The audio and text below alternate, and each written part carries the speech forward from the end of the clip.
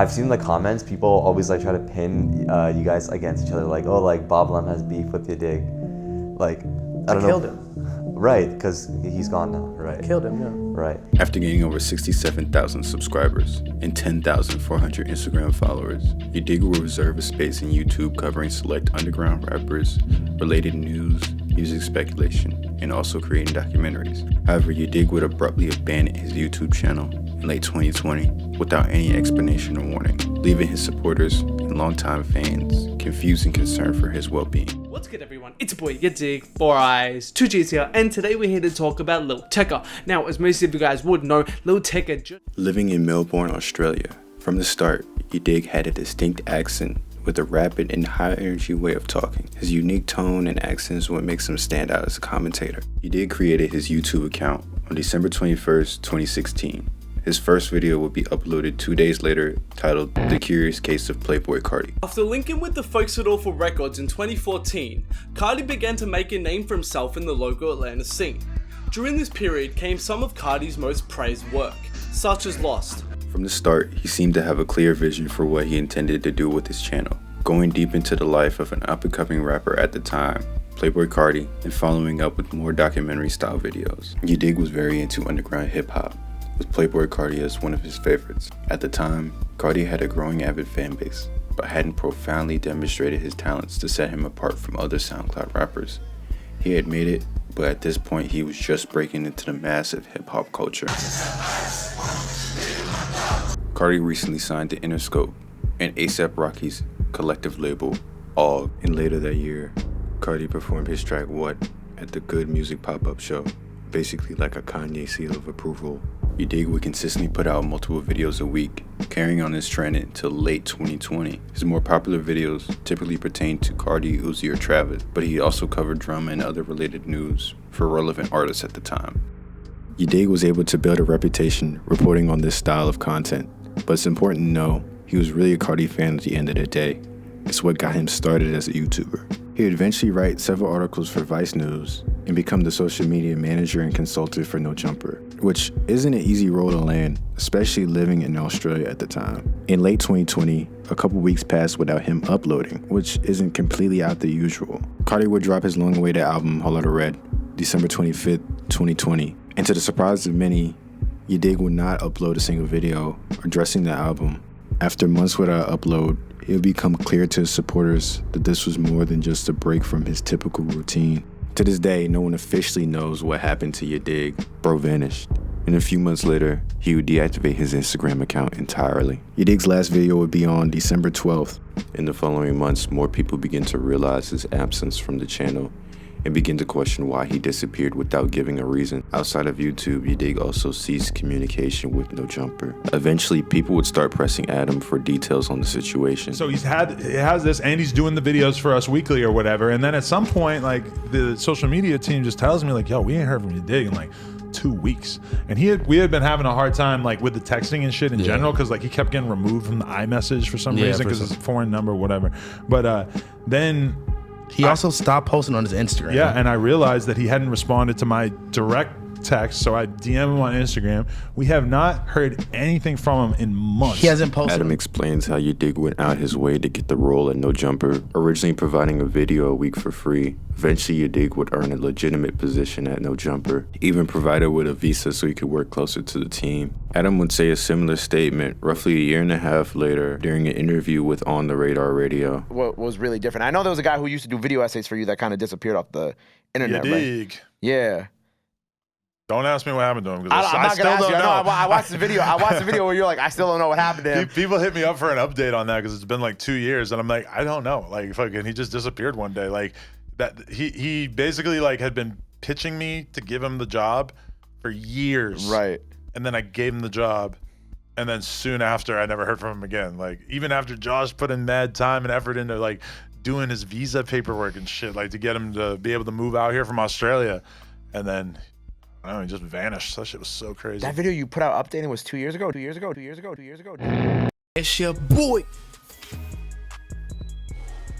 Boblam would come to fill the void for this style of content in Yadiigg's absence. He was basically like an American-made version of Yadiiigg. He started covering the same style of content roughly a year before Yadiigg's disappearance. The main difference between the two content creators is Yadiiigg was unbiased with the information he was presenting to his users. Boblam often interjects his own opinions and bias into his videos, even beefing with some of the rappers he covers. It wouldn't take long for supporters of Yadiiigg to question Boblam about Yadiigg's disappearance. So I've actually discussed with him in DMs about like our ambitions, what we want to do in life, what we want to accomplish. But he also talked about how he wanted to get into fashion. He didn't necessarily always want to be a YouTuber. He was way more into fashion than me. Like I'm rocking fucking like sweater and then some sweats. I just bum it hard. But he didn't necessarily want to do YouTube full time like I did and just content creation. And that's why he was also doing like videos for No Jumper, which were more like researched and had more history and things like that. He's also written for big publications. In the video, he doesn't exactly describe the time period where he and Yadiiigg had the conversation about his ambitions. But regardless, this information wasn't gathered from present day and may not be accurate to how Yadiiigg actually feels. Like I said before, no one knows what really happened to him. Based on all the information we have, the most likely explanation is Yadiiigg got burned out from making consistent content. As a matter of fact, for a much shorter period of time, Yadiiigg took a similar break from YouTube. My only issue with this is, you can't deny that Yadiiigg is a major Playboi Carti stan. The fact that Yadiigg's last video came out so close to Carti finally dropping Whole Lotta Red is too close for it to be a coincidence. Boblam said Yadiiigg never wanted to be a YouTuber full time. His passion was truly for designing, but Carti dropping a Whole Lotta Red gave Yadiiigg the perfect way to exit YouTube. A single video talking about Whole Lotta Red and addressing personal issues would have been a flawless way to exit the channel. It was a perfect album as a send-off for him to pursue his own true ambition, encapsulating the end of a Carti era along with the channel most notoriously known for providing related information. If the issue was related to expectations imposed by No Jumper, he was in a position where he could back out and go back to making content on his own, since he approached them with the audience already in his pocket. Like Adam said, he pitched the idea to him multiple times before they actually gave him the role, even if it wasn't exactly what he expected or didn't clearly line up with his ambitions. It's weird that he would abandon the relationship after working so hard to establish it. Yadiiigg has proven he has drive to go out his way to get what he wants. He could have used the position at No Jumper to establish deeper connections into the fashion industry. Continuing my speculation, Yadiiigg may have noticed a trend that discouraged him from making content for YouTube. When releasing an album, it's imperative to build hype and anticipation so when it is released, it can get the most attention possible. Eternal Take, for example. The album generated a lot of speculation behind its official release, raising the demand for content related to Uzi. Yadiigg's channel was gaining consistent growth and attention, but we can see his channel surge during the era where the hype surrounding Eternal Take was at its peak. Once the album is released, all this energy is temporarily lost, lowering the demand for the content relating to that artist. He had a system that worked for him, but not the solid fan base he was looking for.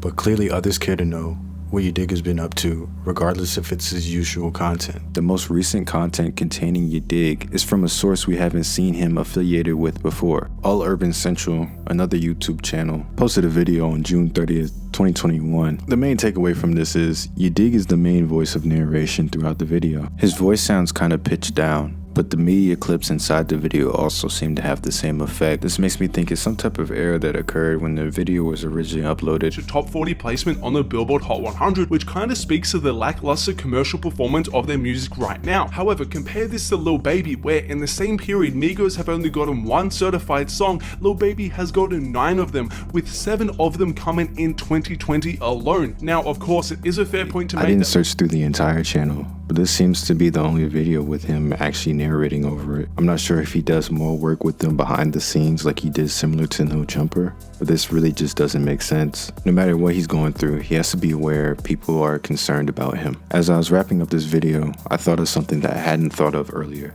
Yadiiigg disabled his Instagram account a long time ago at this point. However, his Linktree is still active to this day. Through that, I was able to find his LinkedIn profile. Apparently, he graduated from the Royal Melbourne Institute of Technology in 2021 with a bachelor's degree in business information systems. His position at No Jumper is listed as present. Unless Adam is capping for clout, we can assume that he just hasn't updated his profile. Speaking of which, recently there's been a video circulating Twitter of Yadiiigg apparently working at a mall. To buy this.